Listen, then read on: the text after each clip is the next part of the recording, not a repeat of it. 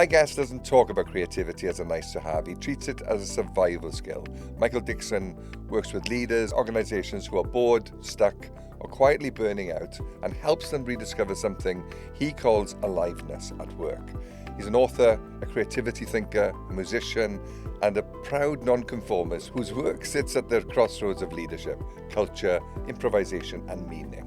He won the Australian Business Book Award for Leadership, was named Breakthrough Speaker of the Year, and gave a TED Talk on why spontaneity might be the thing that saves us from ourselves, especially in an age of AI. This isn't an episode about motivation posters, it's about how humans think, create, and lead when the old rules stop working. Mykel Dixon is our guest. Let's get inside his maverick mind.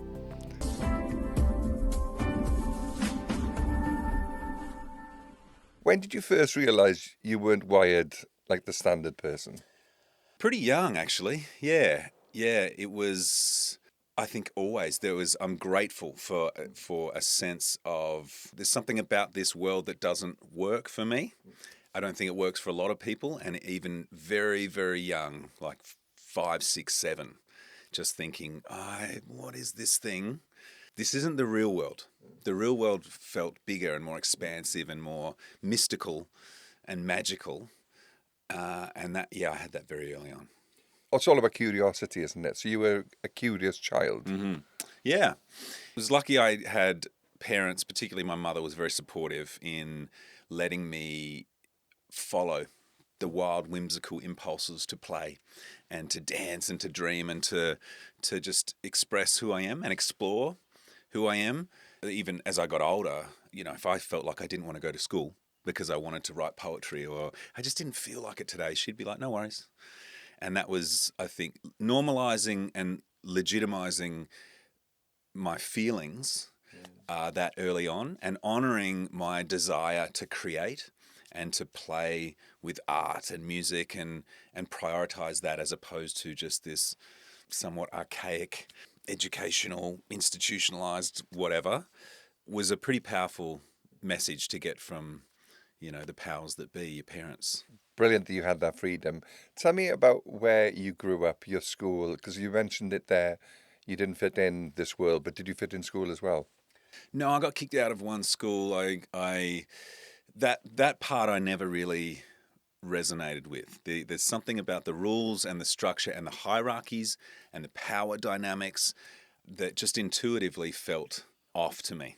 I got in trouble a lot, but it wasn't necessarily from just making mischief for the sake of it. A lot of it was calling out power. A lot of it, someone else might get in trouble. Another kid would get up to mischief or they'd be wrongly accused of something and I would be the one that would say, hey, hang on a second. Why did you do this and do that? And they didn't do it. And then I would get detention or I'd get pulled up because I was defending the honor of another kid or trying to, speak truth to power. So there was a lot of that in school for me. And you haven't stopped doing that ever Not since? Really. No.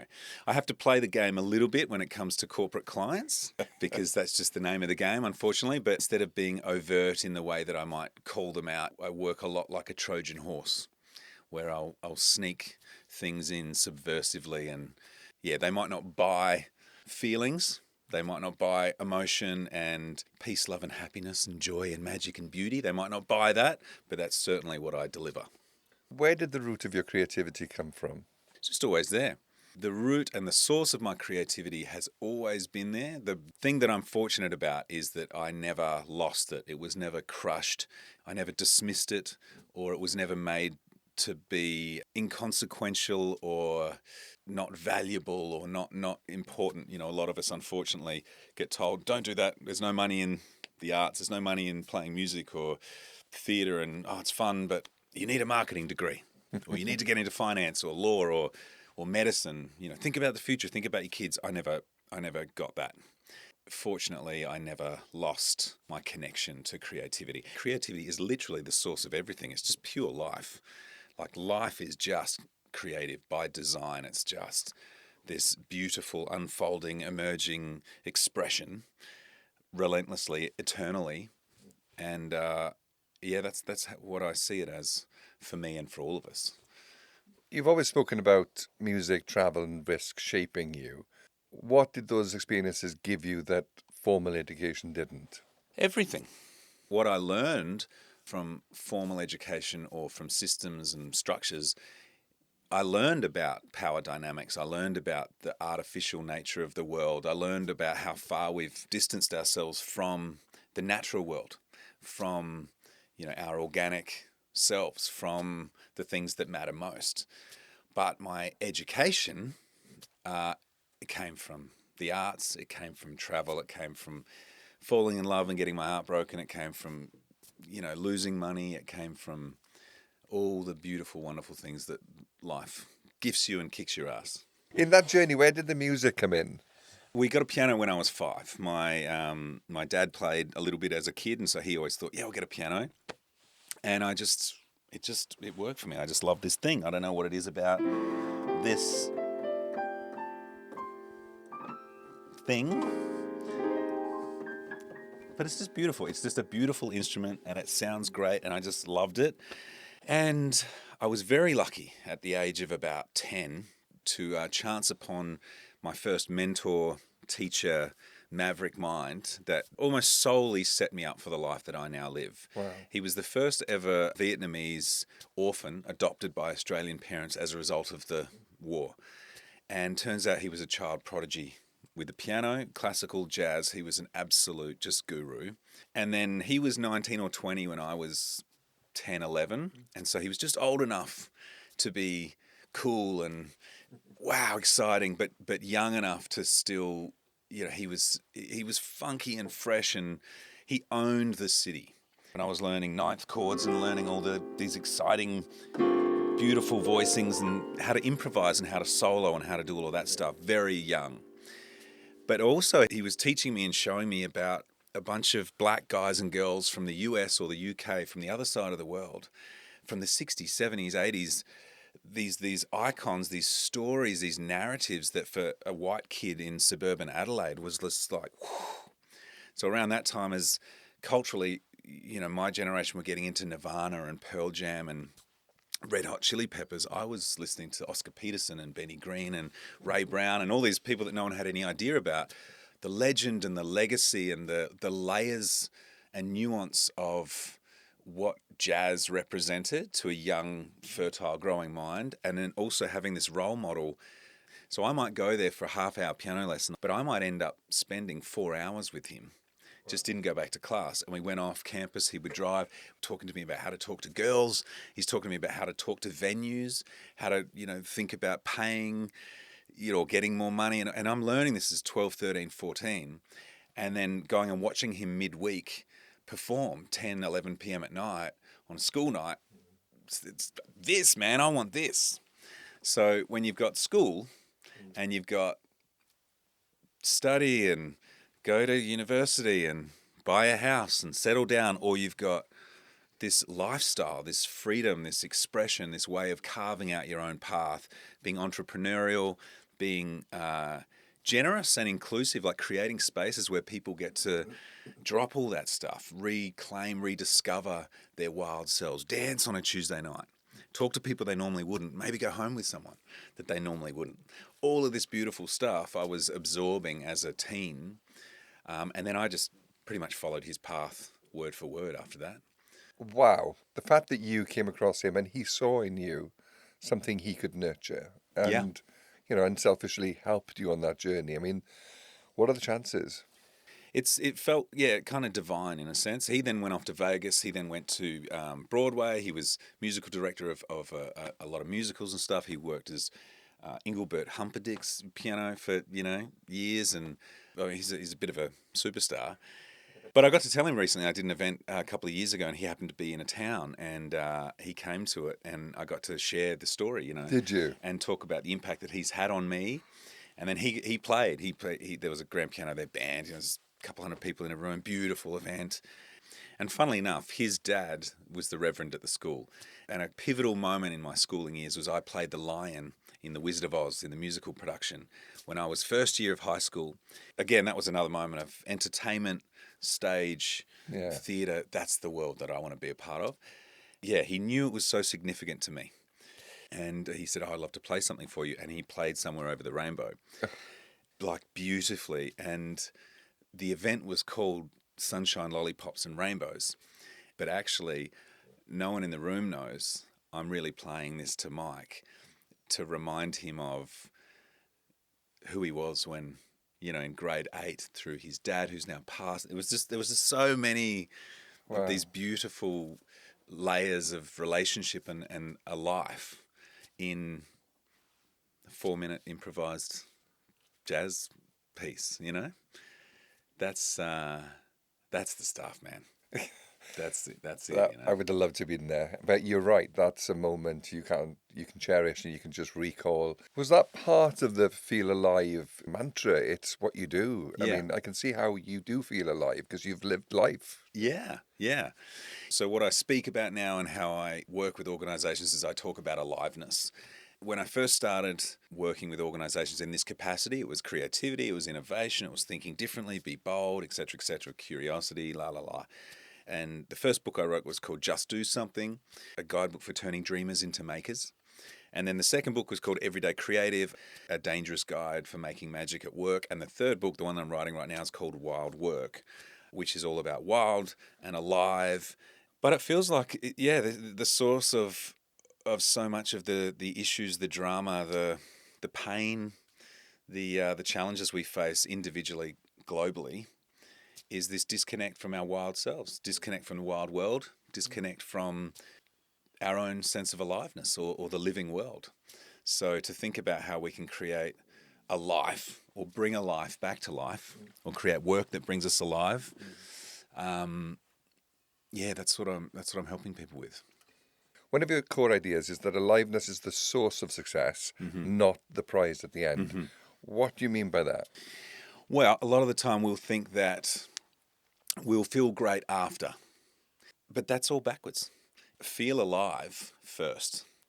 We have an ailment in modern life where we're profoundly focused on getting ahead, and I'm helping people shift that to coming alive. So from getting ahead to coming alive, because we really do think that this sense of aliveness or this sense of joy and vitality or beauty or magic, it's the end game, it's the destination.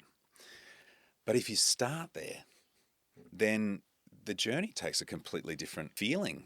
You might not even go on a journey. You might not need to go anywhere.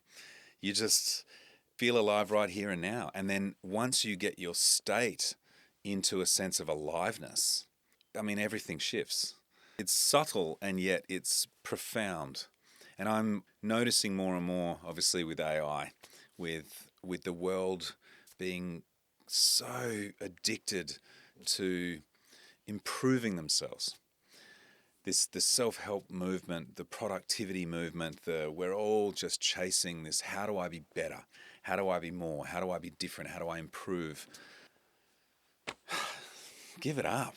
You're just going to get further and further away from who you are. If you can shift instead to returning to your source of aliveness, as opposed to trying to follow another framework or another system or another 7-part journey step hack to your success, and tune into and enjoy, like me, this chord F major 9. It is to then a B flat sus is gorgeous. That's a sense of aliveness to me. This chord progression.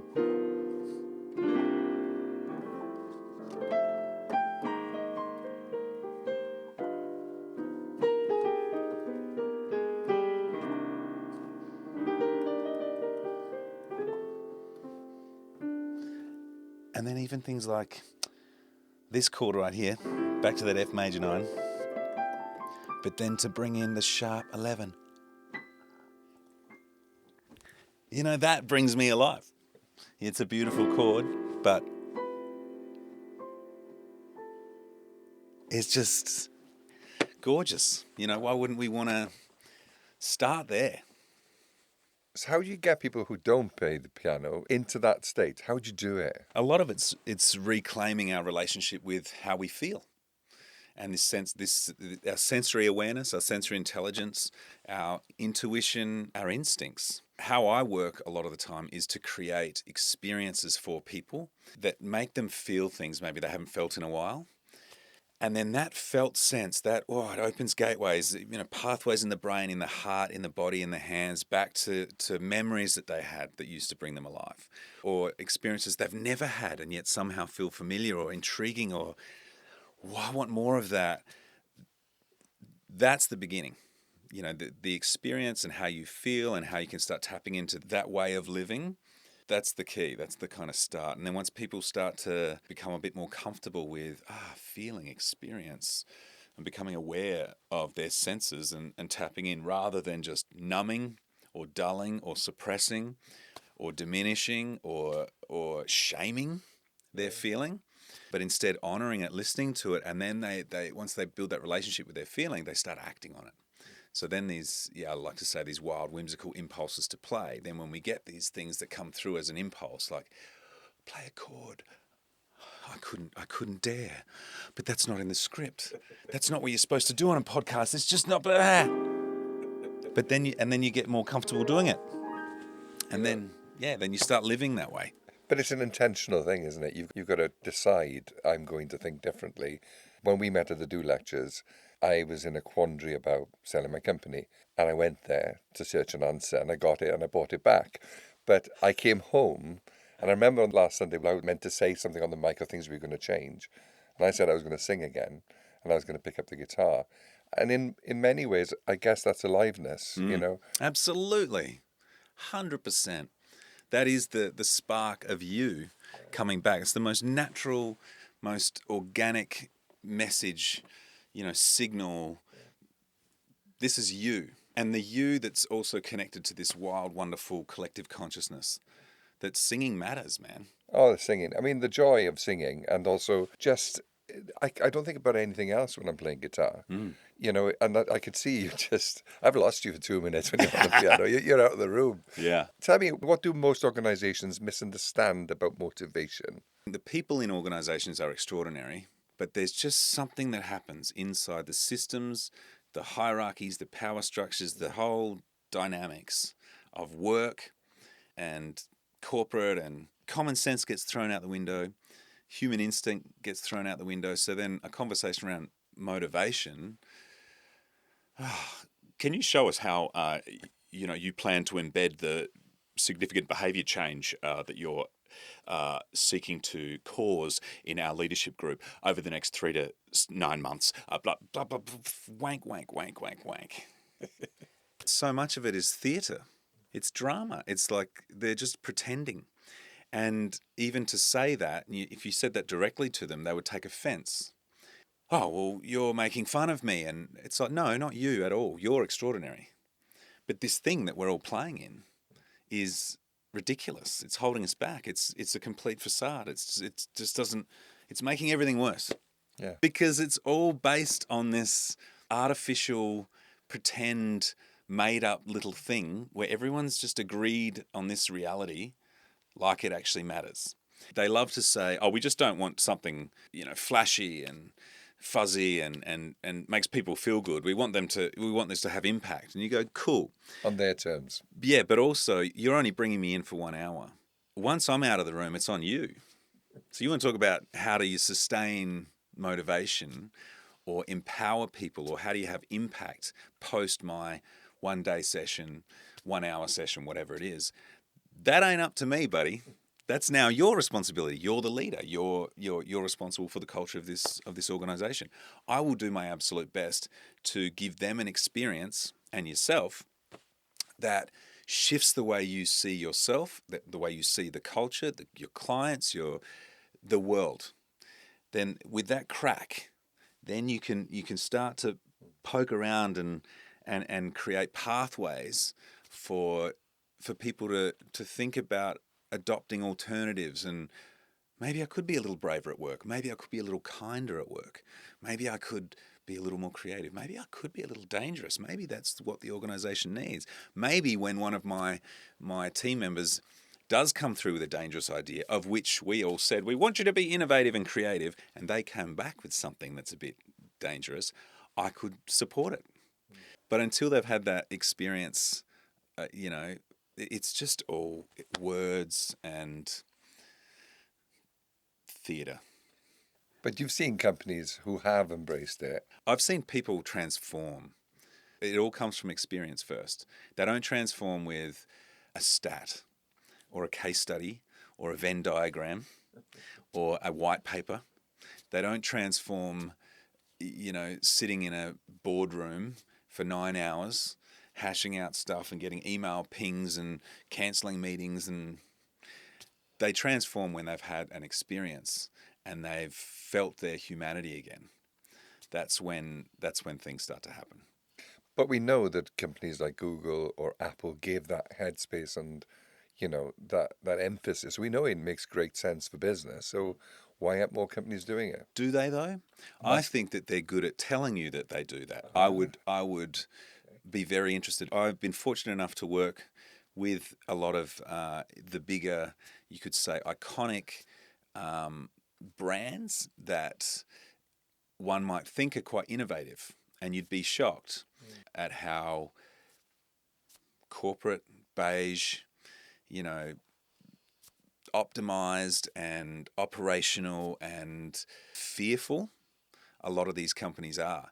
I've worked with some teams in banks or financial, services or chemists, traditionally where you think it's not dynamic, it's not innovative, and yet these teams or these people, extraordinary and beautiful and heart-led and passionate and purposeful, and it's got nothing to do with how they're perceived by the world. It's like you're just great people and you happen to be in the same proximity at the same time and you're doing something really special.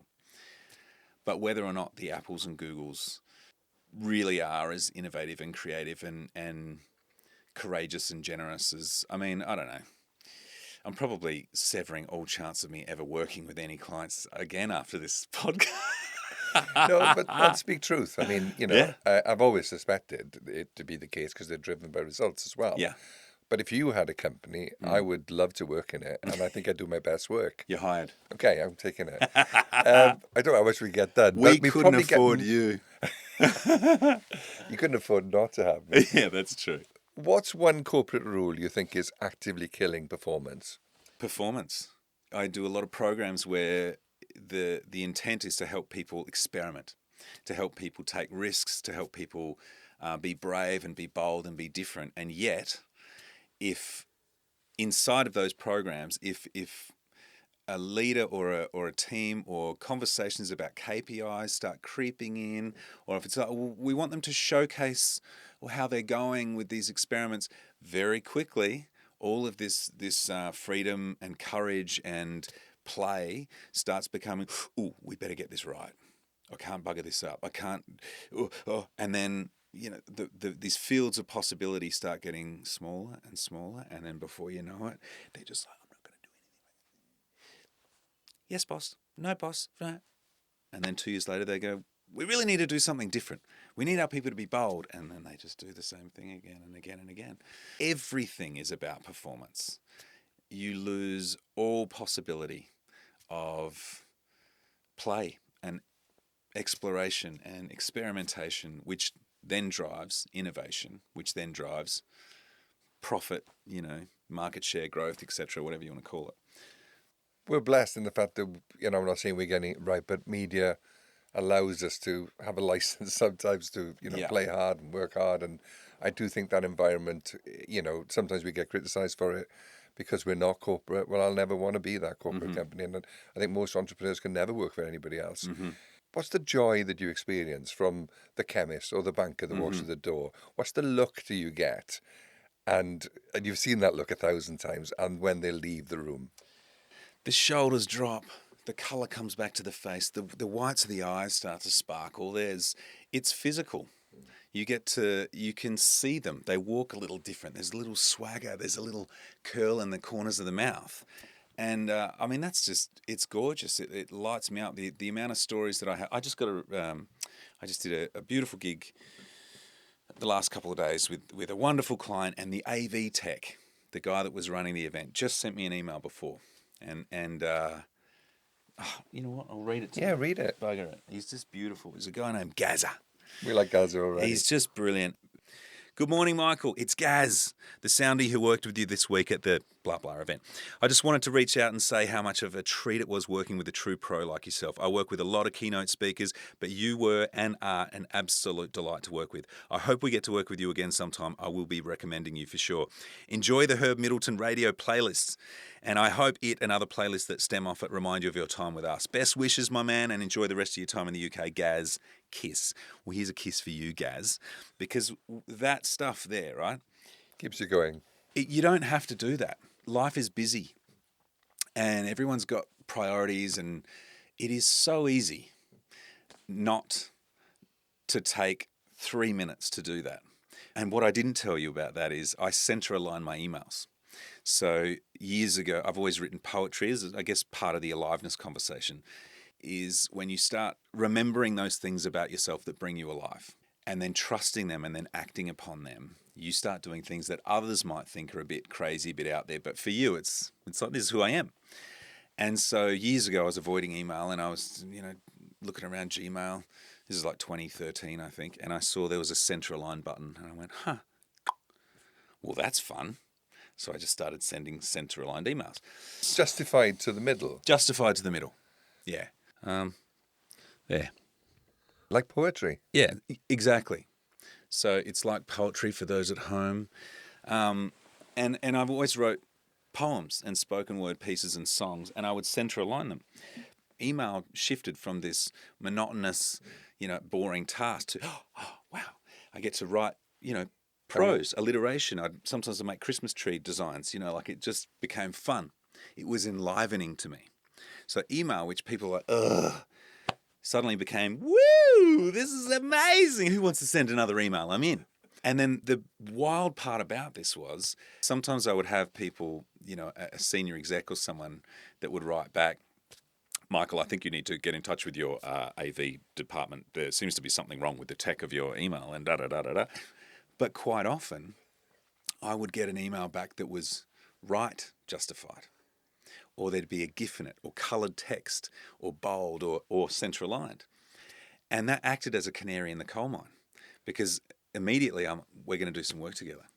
And it was just this immediate way of me being me and in the world, in an email.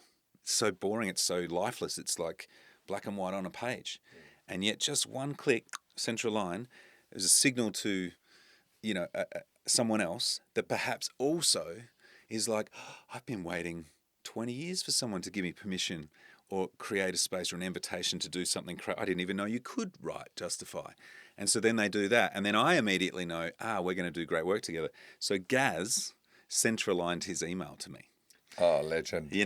And so that just underlines what a legend he is. And that Herb Middleton playlist that he's talking about, check that out, folks at home, because it was bangers. Like, it was just 2 days of absolute bangers coming through, the desk. I was like, what is this track? Where did you find this? He's like, check out this playlist. So that was a good one. Sounds like it. I mean, I think it's the suppression of life, isn't it? How we have to play by the rules. That's why you're in that chair, because you're a maverick. I think mavericks do things differently. Mm-hmm. They question everything. They're curious. Mm-hmm. And I think those that are, and they can be bankers, they can be chemists, they could be lots of things. I think to tap into and to give them permission, as you say. A lot of people talk about wild swimming at the moment. I used to call it swimming, but that's aliveness, really. Yeah. Connecting with something you used to love when you were a child. Yeah. We just grossly underestimate how conditioned we have all been, how wounded and how bruised and how beaten down the wild part of us has been since we were 1 week old. It's just sad. It's actually incredibly sad, but it's also beautiful. And this is what I talk about a lot, is the best part about this conversation is rediscovering, reigniting, reclaiming that aliveness in you isn't about becoming someone new. No. It's about remembering who you were before the world sunk its teeth into you. You were born with this beautiful, nuanced relationship with life, with existence, with creativity, with all of it. And the world happened to you, happened to all of us. Some of us somehow got through, and they're here, the Mavericks, to just go, hey, don't forget. Hey, come back, join us. I will say, though, it doesn't come without its scars. For those that are thinking about being a maverick out there, you should, but it's going to get you. It hurts sometimes It can do. until I think you get to a point where you've done it for long enough that you couldn't go back.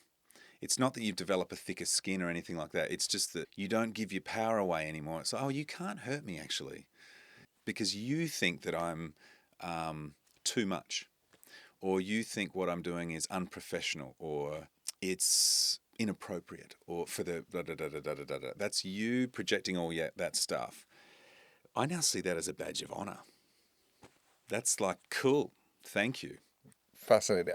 I'm curious about something. Do you know the big trend about cycling and the lycra males and all this kind of stuff? I got caught up in that, and it's good for my health. I'm not saying.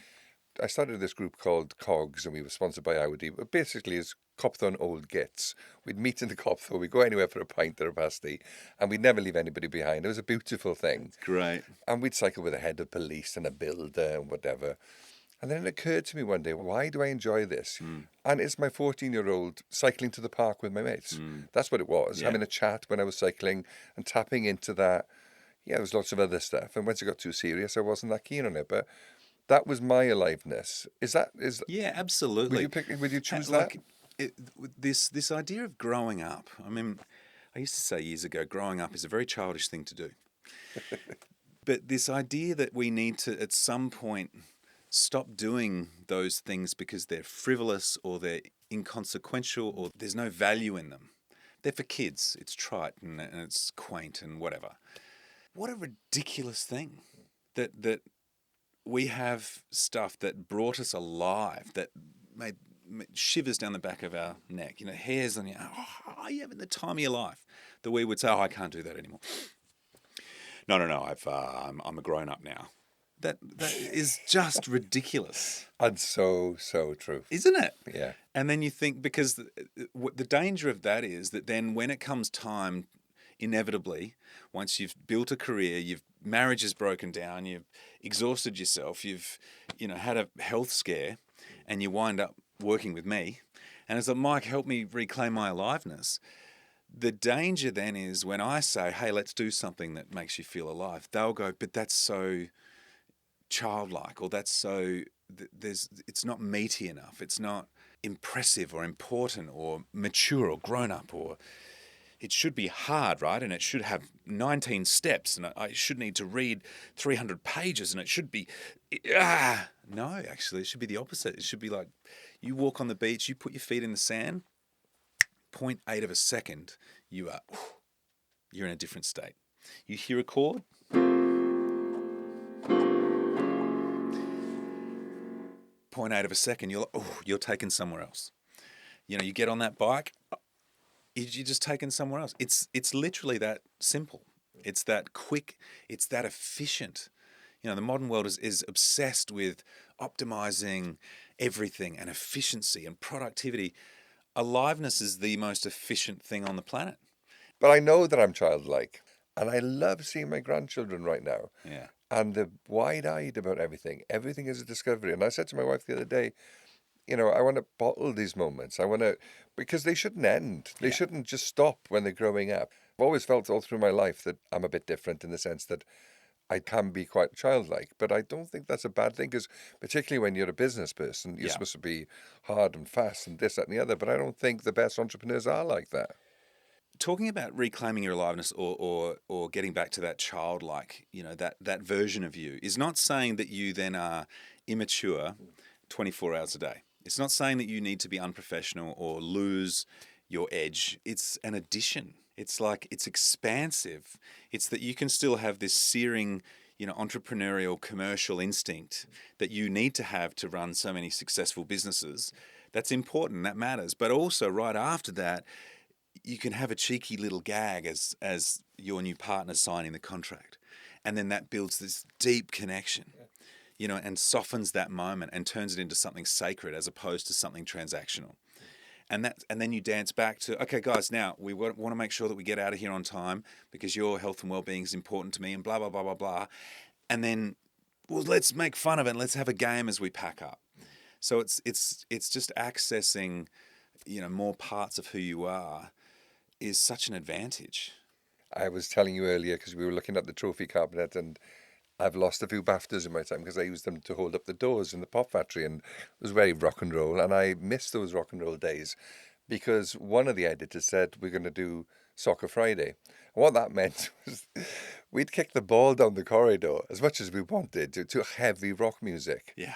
Best thing on a Friday afternoon. Best So I'm thing. going to reintroduce it, guys. Yeah. It's going to happen on a Yeah. Friday afternoon. Yeah. I remember growing up and beginning the career as a musician and stuff like that. Tuesday nights, we'd be hanging out till 3 a.m.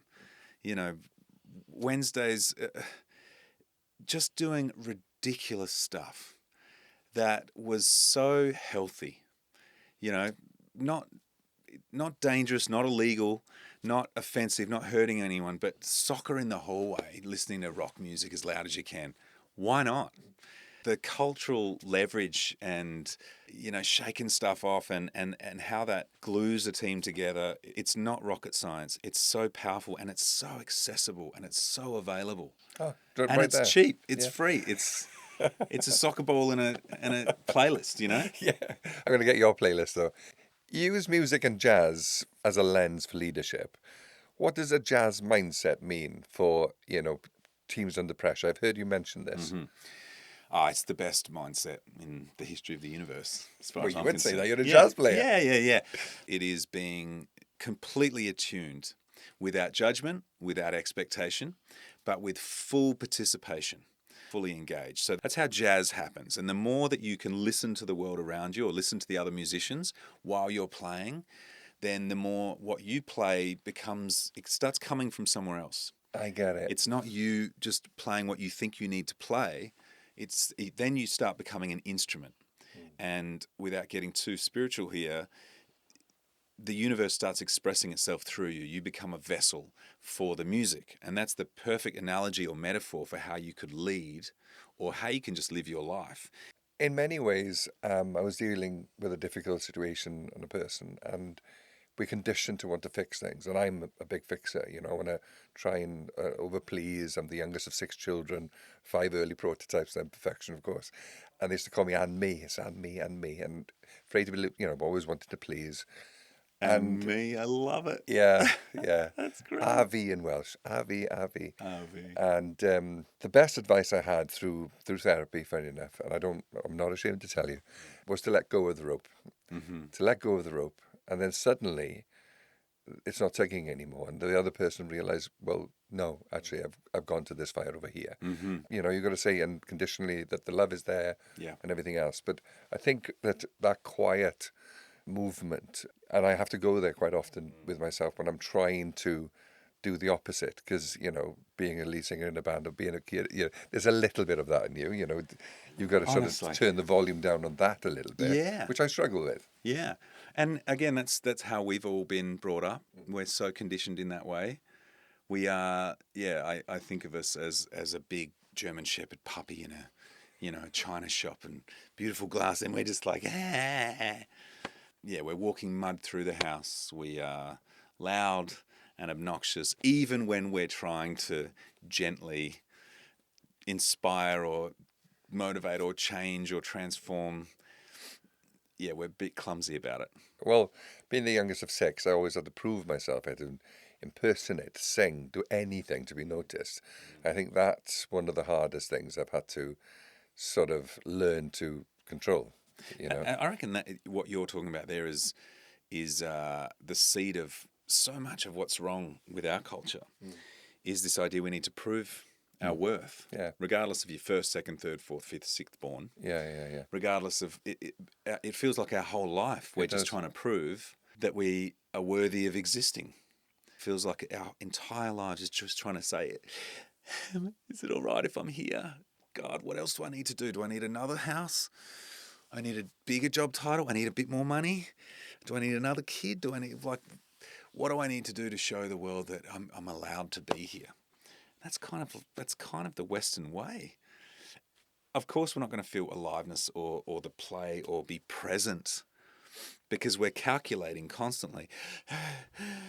And now we have apps and things that are just amplifying this, and the dopamine and the yeah, we're in a bit of a mess, really, aren't we? So stop proving yourself. You're enough. I love you. You matter. You're valuable. Just be who you are. We call ourselves civilized, and we're the least civilized. Yeah, agree. It's ridiculous. We're recording this at a moment where AI is making competence cheap. Mm-hmm. If machines can replicate skill, what becomes valuable? Well, I have a feeling that we're going to tire of this pretty quickly. I'm a glass half full optimist that maybe we might get to a point, hopefully very soon, and realize, learning to play something, the effort, the time, the discipline, the plateaus, the breakthroughs, that's the joy. That's what makes it meaningful. That's what I think about when I was surfing, not just playing music, but particularly when I was surfing. And some of the best moments of my life surfing were not when I was at a certain level. It was getting to that level. And with AI, okay, yeah, a couple of prompts and you can have, music. You can have these incredible tracks, rah, rah, rah. So what? That's not what music's about. It's about playing it. It's about giving yourself over to it. It's the relationship that you have with it. We're on this one track, this super highway towards complete obsolescence as humans.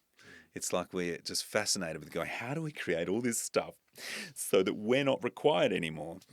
To then wake up and go, it's not about what we produce. It's not about the outcome. It's not about the performance. It's not about, it's the living bit. It's the working bit. It's the playing bit. It's within us, the conversation we had on the way. We were talking about how if you get to the end of life and you're looking back and you're fortunate enough that you might, in those near-death experiences, or maybe you get 30 seconds, a few minutes to review your entire life just before you merge back into this divine source of light or whatever you believe.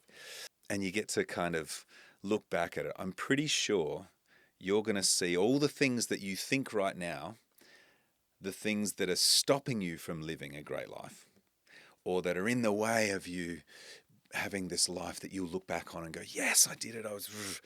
And you'll realize that all those things were the life. There's not good and bad life. There's life. And the heartache and the boredom and the loneliness and the joy and the belonging and the connectedness and the fun and the kind of mediocre in-between stuff and the average coffee was also an experience of life. They're all just this profound gift, this just astonishing fortune that we have to even be here doing this stuff. It's like, what? Mind-blowing. You know what's gorgeous is my son, my eldest sonny, a few years ago at bedtime, and I remember there was quite regularly he'll lay there and he'll go, Dad, can you believe we're even alive? Isn't it crazy that I can say, isn't it crazy? Isn't it wild that I've got hands and you've got hands and what? And I'll just lay there going, yeah, it is wild. It's astonishing. And he's just, the wisdom and the intelligence and it's so profound what he's saying. He's just so aware and in awe. It's wonder where he's like, wow, can you believe that I can say, can you believe that I can say?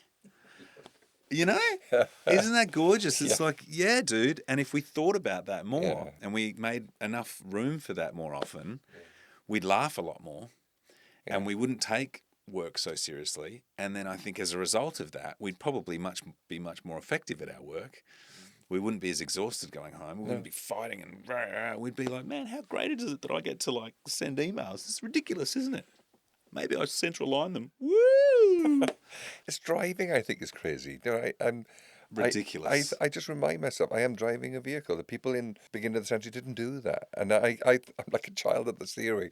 Another one that gets me is the eye. I am fascinated how we see, how the brain is processing. You sitting there. Yeah. what's that about? It's ridiculous. Yeah. We got microphones now. I know. But driving's ridiculous because half the time I'm not even driving. I know. I'm thinking about all these things. I'll be like, oh shit, I'm here. God, that was 20 minutes. I wasn't even there and I was driving. It's ridiculous. Yes. Yeah, I'm that driver too. Don't come across me on the road. I think everybody's that driver. Really. You Yeah, know? and that's a good state to get in too. Yeah, true. Provided you know to turn around the roundabout. Yeah. Tell me about a moment when you chose the risky option over the sensible one. When I started speaking, there was a while I thought I'd have some fun, and I would do my keynotes in reverse. So I would walk up on stage, and the first thing I'd say, Mykel Dixon, and I'd walk out and say, "You've been a great audience. Thank you so much for having me. But if there's one thing I want you to remember out of today's talk, it's blah, blah, blah, blah, blah. But the third point I want to make," and I would go back and then end, this is a 60-minute keynote, and I do it all in reverse. I did this once. It was the Caravan Association conference, right? It was on the Gold Coast in a big fancy casino, and there was probably about 1,000 people. I was just naive enough to think that might work. And it didn't work in any way. Out of 1,000 people, I reckon there were 3 people in the audience going, "This guy, I get what he's doing and I love it." And I mean, it wasn't a 5-minute bit. It was 60 minutes I did backwards. And I did this probably about 10 times before I realized at the Caravan gig, I don't think that they're getting it. I don't think this is working. But it was awesome. And I had fun doing it. I try bits all the time. I late last year I did a gig and I had the band. I had this idea for doing this. We're all different notes. I think that's what I was saying. I was like, oh, you're a this. That's you as a kid, and here's your dad, and there's your grandparents. You're kind of all in palette, and there's your brother. Making gags or whatnot. No, there's your brother. And then you get a bit older and you go to school and you meet some people that you haven't met before. You make some friends, but then you get your heart broken. All of this stuff. And but then you get to a point, I think I got to, and it ended up getting to a point where, okay, you're in this groove. And it just, and I had the band with me, and I think it was something like this. But then it just got monotonous. And it became a bit robotic, and it wasn't cool. And then you're a bit bored and rah-rah. And you have to take some risks. And so then I started bringing in other notes, and the band dropped out. And I was staying on this chord in this palette, but then somewhere along the way, that note comes in your life, midlife crisis, wife leaves you. Bad business decision, blah, blah. And it's like, it's not going away, yeah. So people will think about what to do in that moment, and what if I go really quiet? What if I stop doing everything and your life gets so small, but that note is still there? It's just, you dull your whole life, not just that note. So the best thing you can do is actually to give up, to let go of the notes that you were, and start to explore, well, what else could there be? No, not yet. Try something else. No, okay. What else could there be?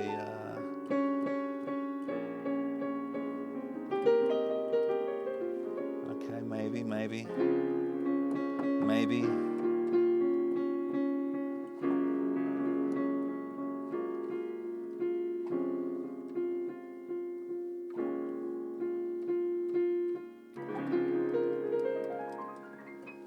Anyway, it didn't work at all. And I was doing this thing and I had my eyes closed and I'm in the zone and I'm trying to, and the band's going with me. And then I got up and there was about 500 people just. And it needed work like then. It's still not quite as a concept. I can tell you this audience will get it. It's as a concept, it's cool. It just needs to be refined. But I just kind of came up with the thought. It's a beautiful An thought. hour before going on stage. And went, An hey, hour boys, before? Yeah, let's give this a go. Let's try this. I'll do this and you do that and let's just see how it goes. I wasn't expecting it to work, but I live in that space of, well, why wouldn't we? Here's an audience. Here's a band. Here's an idea. It's come to me for a reason. If I don't act on it, I might not get another idea later. I've got to honour this idea, let's do it. And I feel like if culturally, if we were not in this performative, not in this trying to prove our worth, if we were much more open, we would remember and recognize that, yes, every performance or keynote or gathering, there should be something new that emerges. It shouldn't be just going through the script, because that's sterile and it's essentially dead. Never forget this bonkers lecturer, because one day I turned up to his lectures and he'd walked in with a kettle instead of a briefcase. Brilliant. And he put the kettle down and everybody was like glued. He said, well, nothing else is going to take your attention, so I thought I brought this today. Brilliant. I won a Pros Medal, funny enough, in the college of Stelford, and he was the judge. Wow. And I think he saw something of the language I was speaking in the prose I was writing. Yeah. So, but how's that? Because you seek your own tribe, don't you? Do you mean? But what a beautiful choice. That didn't cost him any money. No. He just grabbed a kettle. He didn't announce it. He didn't do it. He just walked in with a kettle and he put it down. Yeah. And you're still talking about it 20 years later, whatever. Yeah. That's the power of this stuff. Is it's so simple. Tell me about a belief you've had to unlearn. You've unlearned a lot of things. Yeah. There's a long list. Well, I feel like I was fortunate enough that I didn't take on a lot of the stuff. When the world was trying to force its beliefs upon me, I was pretty good at going, no. I believe something else, something bigger than that. I think things that I've had to unlearn have been my response to perhaps wounds, broken hearts. I can't trust people. I'll get, maybe some beliefs started coming through, I guess, when I was younger. And I was a natural, accidental maverick. When you're young and the world is telling you that's wrong, detention, suspension. You're not allowed to play with my son anymore. You're bad for our kids. You're this, you're that. I got a lot of that. A belief I started taking on was, maybe there's something wrong with me. I'm not enough. I'll never fit in. I'll always be on the outside. I'm unlovable, all of that stuff. So I guess they're beliefs that happened as a result of me not initially taking on the beliefs of you're not enough. It got me in the end, I guess. So that took a long time to unlearn these beliefs that I'm not enough and that I'm unlovable and that I'm faulty and that there's something wrong with me. And that's still going, that still pops its head up all the time. You and me, kid. Yeah. I mean, was there a song that spoke to you?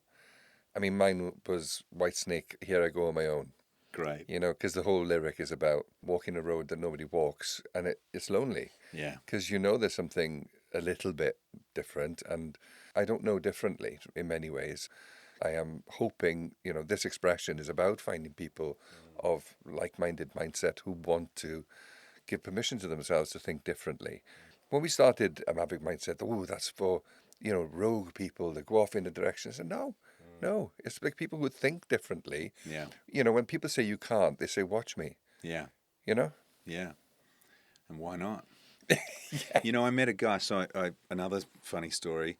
I accidentally bought a beach bar in Cambodia. As you do. Yeah, I was traveling. I went to India for about 8 months and then was meant to go to Berlin and make house music in a basement at 3 a.m. Didn't get there, ended up in Cambodia. And bought this beach bar, and there was a little guy next door, Cambodian guy, and he would come over every day, and pretty much all he could say in English was, why not? Whatever conversation was transpiring between guests, from Sweden or Italy or, whatever, backpackers all around the world, he'd be there and he just, why not? That was it. That's all he said. You'd be in these discussions and he'd be sitting there having a drink and a smoke with us and then all he'd say was, why not? Why not? And you couldn't help but go, yeah, why not? Like, fuck, why not? It was just so amazing how profound those two words were. What a powerful anchor or torch to shine the path of your future, then why not? Why not? What's one sentence every leader needs to hear right now? Why not? I knew you'd say that. That's why I chucked it in. Yeah, and also lighten up and fall back in love with yourself and That's a big part of be it. nice to people. Yeah, start loving yourself. And yeah, you were hurt. You know, maybe mum and dad weren't so nice to you because they had their stuff. Maybe school wasn't so nice to you. Maybe whatever. You've chosen to be very driven and you've become very successful at what you do. And some of that might be healthy, some of it might not be. But just be nice to yourself. Just give yourself a big hug. And then from there, be nice to the people you're leading. Just be kind and generous and thoughtful and compassionate and get to know them. They're astonishing. They'll be the best part of your day. If you're lucky enough to lead people, if I got to lead a team of 50 or 100 in an organisation, I would do very little work and I would avoid meetings at all costs. And I would literally just be getting to know my people. Because without a doubt, the more I got to know these people, the more I would become just astonishingly aware of their gifts and talents, their perspective, their experiences, their expertise that perhaps is latent or untapped or is just bubbling away, just needs a little nudge. All the strategy meetings and all the this and carry on and da would be solved because you go, well, Tony can do that. Have you met him? He's astonishing. And he knows everyone. And Tiffany, she'll be perfect for that. And let's get Deborah on that and because you've just got 150 the most extraordinary people on the planet at your disposal. You just don't know what they're capable of because you're not making the time to get to know them. Amen to that. It doesn't take much to ask, how was your day? I'll tell you a quick story. I was fortunate to have an OBE last year for service to media and music. My wife wanted to put the frame on the wall, the medal, because it'd been in a drawer all year. And the study's got a lovely desk and an IKEA chair, a brown cupboard, right? And this chair was really bothering. So I went on Facebook Marketplace and I was looking for this captain's chair I wanted. I found it. So I messaged this guy. He was really courteous. Yeah, of course, come anytime you want to. I said, well, I'll give you cash or whatever. He said, no, come when it's convenient. I'm thinking, all right, this is too good to be true. So I went up to see him, and this was coming up to the year anniversary of going to Buckingham Palace and whatnot with my family, which was very special to me. It was this terrace street, right? Terraced house in the middle of the valleys. I won't disclose where. And I knocked the door, and the guy came to the door, and he said, come in, right? Now, there's a moment there. He said, no, I've just come for the chair. Here's the cash. Yes. I'm out. But I'm curious. Yes. So I went in and I saw different memorabilia in the hall, and it was not a huge house. Went into the back, saw some military stuff and some royal stuff, and he says, here's the chair, and he told me how it wasn't working and all this. Great, fantastic. So he said, do you mind if I'm curious, why do you need it? I said, well, you're going to laugh, but I've got this framed medal with the certificate from the king, and I want to put it on the wall because it kind of reminds me of where I've been on my journey, and I'm grateful. And he said, what day was your investiture? I said, sorry, pardon? He said, well, was it the same day as when the famous cyclist Boardman was there having his CBE? I said, yeah. And he said, well, I was in that room that day. Wow. And he was the yeoman of the guard. There Yeah. are 51 of them in the country. Yeah. And I would meet him, and he'd have a chair for me to sit and look at this, Yeah.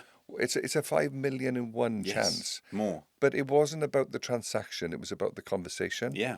Yeah. And I always say, well, what if I didn't ask Exactly. how are you, And this is every single day. Yeah. We have 100 of those happening to us, but we are just not looking for it. No.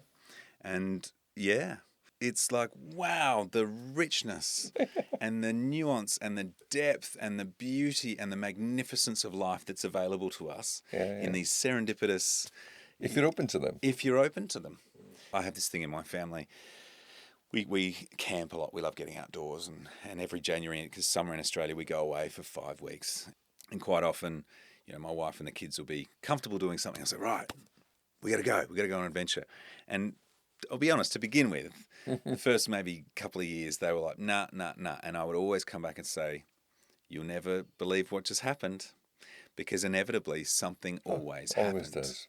There's always some meeting or this or that. And just recently now, the kids have got it where I'll go, all right, I've got to go on an adventure. And they'll be like, yep. And then a couple of times one of them didn't come, but then the other one, well, we saw an emu on the beach, or we saw, an echidna, or this or that. Fortune favours the brave, Yeah. I went to London with my daughter yesterday. We went as a family of my son and my for a Channel 4 day because we've had a business boost next level fund, which we really treasure. And I struck a conversation with this guy, random, and he was fascinating. And then I got on the train and Naomi said, "What is it about you that strikes a conversation with everybody?" I don't know. Yeah. I just find people curious. I Yeah. never switch it off, Yes. you know? Yeah, it's astonishing. My wife's like that. And she has this real gift where she genuinely, like, the most exciting thing for her is discovering Yeah. the most inane, everyday, ordinary things about you. Like, you go, oh, I went to London. She'll go, how'd you get there? You go, oh, we took a car. Oh, yeah, what kind of car? And what'd you eat? Oh, really? And what did it taste like? Like, just this. But then in that detail, she will discover things and learn things about this person. But then we'll go, oh, that's not on the corner of, Maine and da da da. Oh, yeah, I've been there. Da, da. In fact, do you know the person behind that owns the da da da da? Yeah, I do. All right. So then you must know, oh my God, da da da, random person suddenly is 2 degrees and it turns out like your story. It's the detail, the curiosity of the most obvious, everyday, ordinary things actually opens up these pathways to these quite mysterious connections. Well, there's a great comedian, Ellis James, and he has a radio show, and I love this section. He takes about 2 or 3 questions to find out if they're related or some connection. And it usually is. Yeah. You just got to have to find a way. Yes. And I can imagine that that's a phenomenal way of doing it. Yeah. For people who feel like the black sheep in their organization, what would you want them to hear? Keep going. Just keep going. You are more valuable than you know. You are essential. Get wilder. If you think you're a black sheep right now, you're not even warming up. Go further, get more dangerous, be even more outrageous and ridiculous and frivolous and dangerous, because that's what the world needs. And the people around you, they look to you more than you realize. They value you and they aspire to be like you. They need you to go first. They need you to cut down those vines and head off the well-trodden path, because they're maybe just a little more bruised, a little more scared, a little more lost, a little more waiting.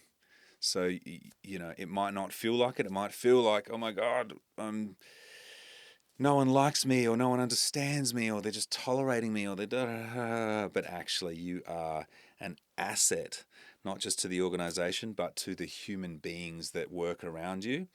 And it might even be 5 or 10 years before they recognize how important you were in their lives.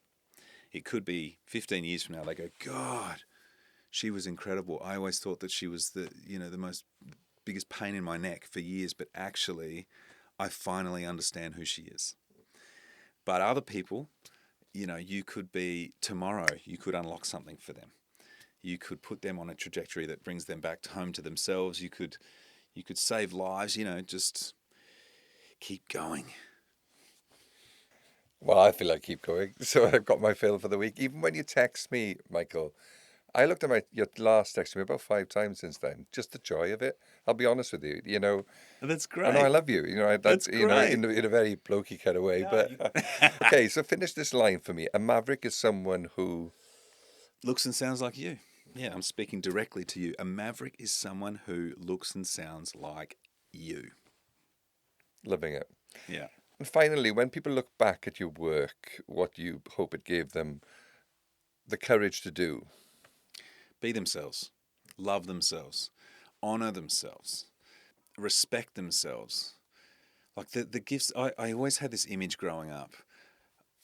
How many Jimi Hendrixes are living in the suburbs, working at a bank, or out in a trade, and they're kind of happy.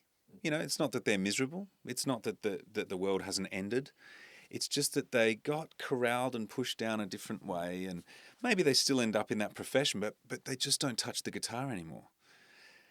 And how much the world is robbed of great art or beauty or love.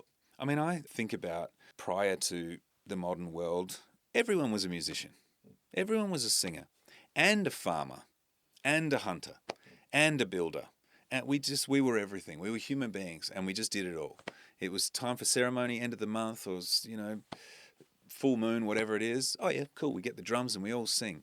But now it's, well, you're only allowed to play if you've gone and studied and you're a particular level, and oh, you're just a hobbyist. Oh, this labels and boxes and categories, and we just absolutely missing this raw, astonishing talents and gifts and magic that people are sitting on. Because we had to get a proper job. Yeah.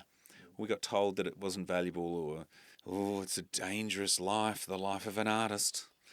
Oh, you wouldn't want to be creative, you wouldn't want to be left outside, ostracized, shamed, embarrassed, humiliated. The irony is now, I talk about that often in keynotes, where I'll say all the skills that they told us to leave behind, to squash, that weren't valuable. I mean, the world just changed, and now they are literally the most important thing, particularly with AI.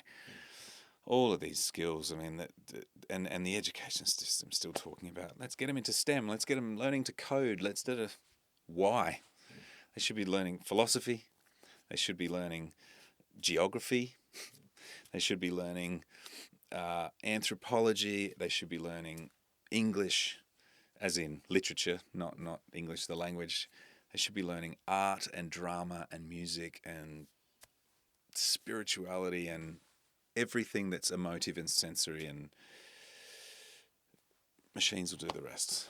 Yeah, and be the rounded person, the lived experience person, where we started the journey with you. I mean, you travelled, you learned, you assimilated. Thank you so much. Honestly, Mykel, you top of the list when I wanted to get the show going. Stop it. Oh, Stop it. Okay, then maybe a couple of ones. No. Say it again. Say it again. It's honestly, you won't like me saying this, but you're a very impressive man, and yet you're so disarming in your presence, and you're so generous in the way that you invite people in. I mean, OBEs and production companies, and it's very impressive. But what stands out about you is this, I guess, still childlike passion. I just love having a chat. You just love people, and you love joy, and you love creativity, and you love seeing what could happen.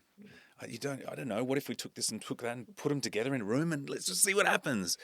The world needs more of that, man. So I'm so grateful to be here with you, and I'm so grateful that you're doing this. Yeah. And I have a feeling that everyone that gets to sit in this chair will walk out of here feeling like, that's one of the best things that I've ever done, because you create a beautiful space to allow people to express who they are. So thank you.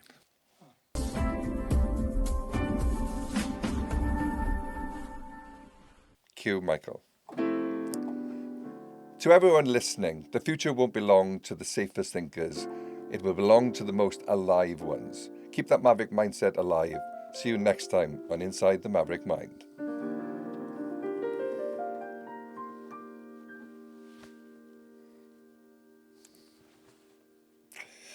You just finished me off.